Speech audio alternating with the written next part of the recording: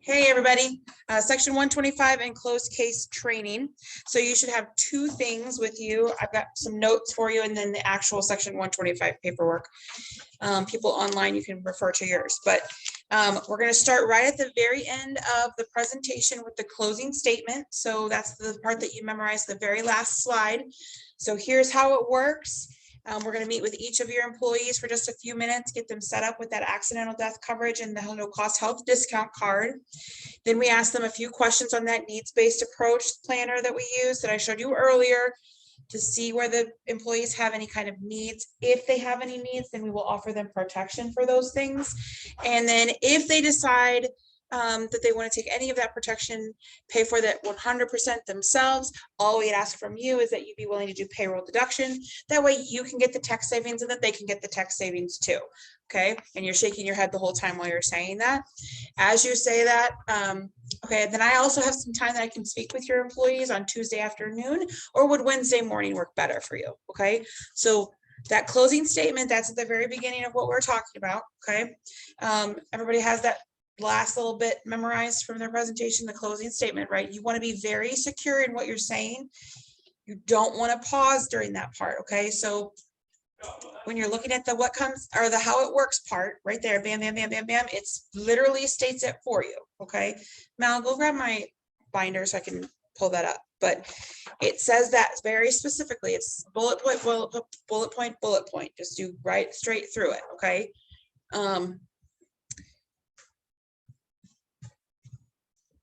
Thanks.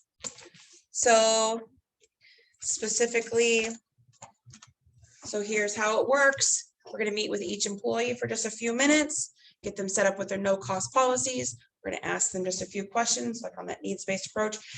Whenever I'm doing my close, I actually refer back to the no cost policies. Okay, remember we talked about those. They're the no cost policies. We're going to get them those and then we're going to ask them to fill out the needs-based approach.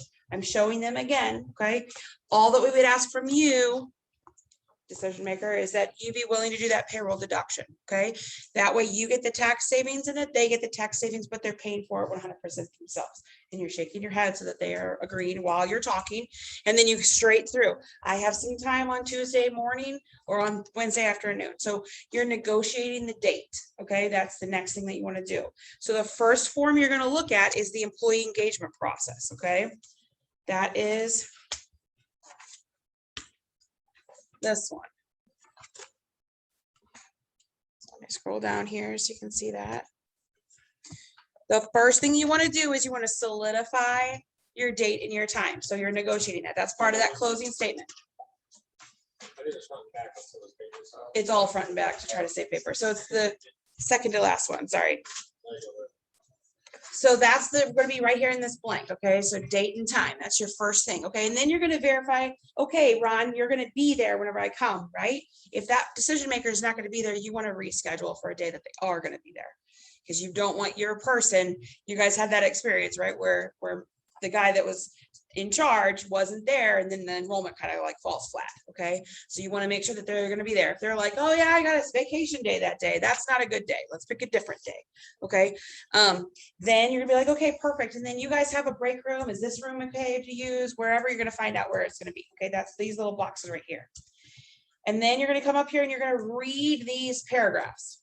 Okay, you don't have to like try to memorize it, you don't have to try to summarize it, just read it.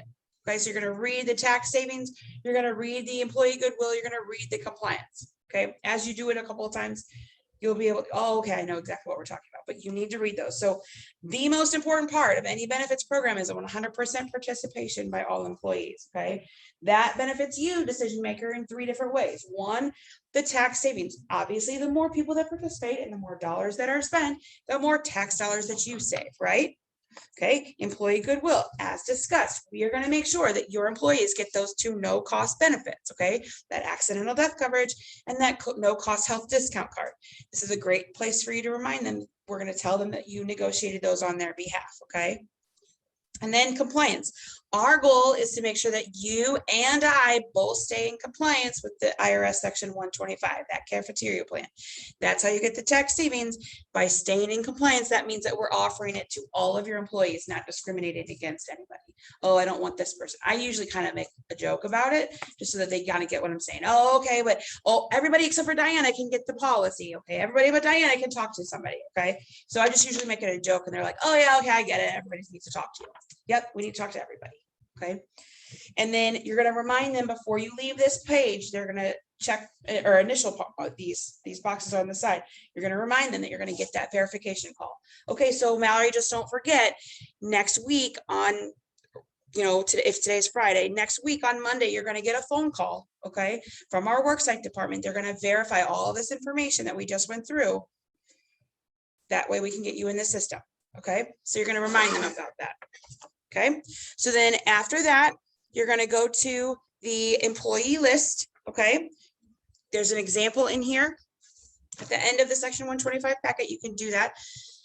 What I say is on that note sheet, okay, in order for us to provide those no cost benefits to each of their employees, I actually need to know who works here, right? I need a list of your employees' names and their hire dates to submit so that we can get them into the system. This is actually going to speed up the process. Okay, I try to make it look like I'm doing them a favor. Okay, it's actually going to speed up the process that day that I come so that your people aren't out of production for so long. Okay, if I can go ahead and get them in the system. If you could go ahead and get that for me, I would really appreciate that. I'll wait. Okay, so you want to wait for it. If they're like, oh, okay, I'm going to email it to you. Okay, you know what? If it's okay with you, since it takes a little bit to get them in the system, let's at least hand write out their names, the people that you have, because if you don't have the employee list, you don't have a closed case, right? You have to have the date and you have to have the employee list. Those are the most important things. Everything else will come easily enough. Okay, cool. Okay, so then the third thing that you're going to do is the payroll deduction authorization page. And that's this one. Okay. I point out this fourth paragraph. Okay, so I'm going to say, hey, Chris, this is our payroll authorization form deduction agreement. Okay, basically what it's saying is that you are allowing us to do any kind of deductions. If your employees want to take any of these benefits, pay for them 100% themselves, that they can do that through payroll deduction. Okay, and the most important part is this fourth paragraph. You, the employer, assume no responsibility for any of those deductions after the termination of an employee for any reason. Okay, we talked about this. It's not supposed to cost you anything, Chris, for your business. Okay, these are all employee owned. So you're going to take the money from their paychecks and then you're going to pay that bill. It should not be where you're paying the bill without taking out of their paychecks. If the person no longer works there, then you're not responsible for those deductions anymore. Cool. And then they sign right here where it says by, signature of employer. Okay. And then the next one that you do is the application for group term life. Like this. Okay, so this one is very simple. Again, you're just saying this is our application for the group term. This just states that all of your employees are going to have access to it. They're eligible for it, that you're not going to discriminate against them. You're allowing us to even offer it as an option. Okay, it doesn't mean that everybody has to take it. It just means that we can offer it to everybody. That would be any of your current employees and their dependents. Okay, and then before I leave them, I like to go through this page right here. Okay, now when you did your benefits fact sheet, you should have found out their payroll frequency. Okay, if they're biweekly or semi-monthly, weekly, monthly, whatever it is. I am a little bit of a freak out whenever it's biweekly or semi-monthly. I think that's very confusing to a lot of people. They're just like, yeah, I get paid twice a month. Okay, well, there's a difference between biweekly and semi-monthly. So especially if it's biweekly or month or semi-monthly, I make sure I go through this little section right here and I write a note at the bottom. What day are they doing the payroll? And then when was their first payroll done for the year? More information on this sheet is better than not enough. Okay, because we've had lots of billing issues where we did payroll on Tuesday, but they billed us on a Wednesday, and then it throws it off because there's those extra months that have an extra week in it. Right. To Diana's point, a lot of times they say we get paid twice a month. And one thing you always ask them is, Okay, but there's 2 months of the year where you guys get 3 paychecks. If they say yes, then you know it's bi-weekly. If they say no, you always get 2 no matter what. Then you know it's It's always on the 15th and the 30th or whatever If it they know is. the exact dates, Then that's then semi-month. that's semi-monthly. Also, on that billing information, if you want to be extra careful too, you can put the day that they run payroll. Mhm. You also put what day their employees receive their paycheck. I do that. Like I run payroll on Tuesday, but it's direct deposited on a Friday. Perfect. I write all of that in there. It's not gonna hurt it to have too much information. Yeah. Okay, the problem is whenever you just check weekly and then they're like, weekly when? Weekly on a Monday, weekly on a Thursday, like it totally throws things off. So make sure you list as much information here as you can. I make sure that I do that with them. And then going off of that, I don't know if you're gonna put that, but up here at the top, whenever you're filling out this information, include extra email addresses, cell phone numbers. Cause like if they call a number, let's say they call business, okay? My chiropractic office, they call the chiropractor's office, they don't answer because the office is closed or they're on lunch or, doctor's offices, they don't always answer, right? They get an answering machine. Well, then the doctor calls back from their cell phone. If that cell phone number is not listed here, it's not going to count. They're not going to accept that as a verification number. So list that number here. Then any number that they call from will still count for verification. Right. And just put multiple contacts on there too. The payroll girl's gonna be doing it. Yep. On there. If there's 2 doctors, put both doctors. If there's a office manager, as quickly as possible, so you guys can get that account approved, get a franchise number. One thing I was gonna mention too, back to the bottom. yes. Whenever you circle a day, the importance of knowing what day that they run their payroll is because say that they ran on the 10th, January of 2021. Then you look at the 10th of when it falls throughout the year. So it tells us, which 2 months out of the year is going to be their 3 paycheck month. So it's important that's why we get that day. I just make sure that I fill out these top 2 sections with them just to make sure. It literally takes 30 more seconds, but it saves you a lot of headache later whenever the billing's not right. I would also suggest not requesting online billing. Right. Because when you get online billing, then they don't get their first paper invoice. And we've been having a lot of issues with that too. They don't get both. They only get the online. And if they don't check their email, then. I know Valerie might, she's been here for a little while, but Chris, you can write this down on that sheet. Wherever it's weekly, you do 445 billing. They went over that in training class. If it's bi-weekly, you do 223. If it's semi-monthly, you do monthly. All right, good. Okay, so then after you've done all of those things, so you did the employee engagement process first, then you did the roster, then you did the payroll deduction agreement, you do the group term life signature, okay, and then you finish this guy. That's all you need from your decision maker. The rest of it you can do in the car after you leave, okay? So all this other junk, your essay will help walk you through it, or you have an example from training, you do it like that, okay? But before you leave, you want to do 2 things. Remind them about the verification call again. Okay, remind them you're gonna get a phone call and we can't do anything with your people or get them those policies unless you complete that call. Now, worst case scenario is you go to your enrollment, as long as you have your date and you have your employee list, you can always do the verification call with them, do it 3-way call. Okay, I've had to do that before.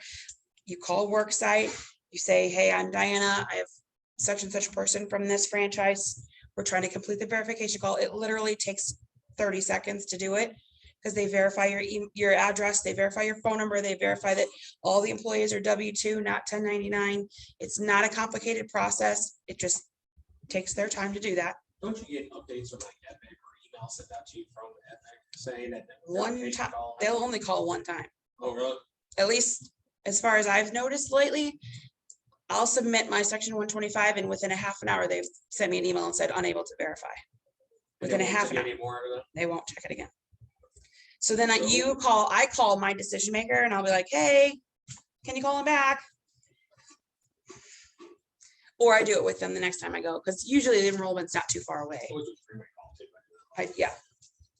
It just kind of depends on your who your decision maker person is, like if they're able to answer the phone or not. So those are 2 big things though. So the verification call, and then if you can on that sheet on this thing, which I learned from Derek, if you can put this on there and say best time to call, like if they're closed until 2 o'clock because of lunch, write that in there.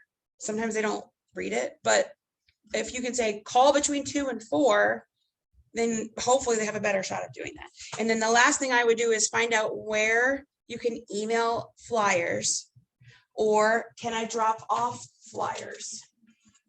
They have these, okay, you can take these and post it. Or we have a lot of different flyers that everybody uses to email out or put in paychecks, okay? You want to find out where you can email that to them. Hopefully you've already gathered their email address, right? You were trying to fill out as much information as you could on this sheet. Okay, so then you can just be like, hey, can I email you that flyer? No, don't email me. Email my payroll girl. Hers is yada, yada, yada, okay? But then ask them like, hey, can you put that in the paycheck on Friday or whatever, so that it's set for you, okay? And if you don't have flyers, of course, your SA is gonna have them. There's lots of different versions. Our team tries to switch it up because they get a little bit bored with the same flyer every time. So we have like one for this year, and then we revamped it for the last year and whatever else, so. Okay, any questions on how that works? I know it's like a lot, especially, you know, Chris, you're just coming right out. So you're not gonna be doing your section 125 by yourself for a long time. Even whenever Mallory closed her case yesterday, she's not doing her section 125 by herself, okay? So the most important things, do not walk out of that place without the employee list, your date, and the signature on that, those 2 forms. Okay, everything else, we can call them and say, hey, we didn't get the pay frequency right. What's your email address? We can call and find out anything else. But those 3 things, you don't walk out of that business until you have those things. Right. And to Diana's point, it'll be a while before you guys fill this out on your own. And whenever you do start filling out on your own, you'll still have a manager look over it before you submit it to, you know, Absolutely. You're not flying solo. Okay. And I think Amanda says it a lot of times. She'll be like, you're in business for yourself, just not by yourself. Okay. So we're all here to help make you successful, because we're more successful because you're successful. Okay. None of us are here to be like, oh, see ya, sucker. Like, that's not why we're in management. We're here to help you do better. Okay. So let's do this. Stop recording. I don't know how.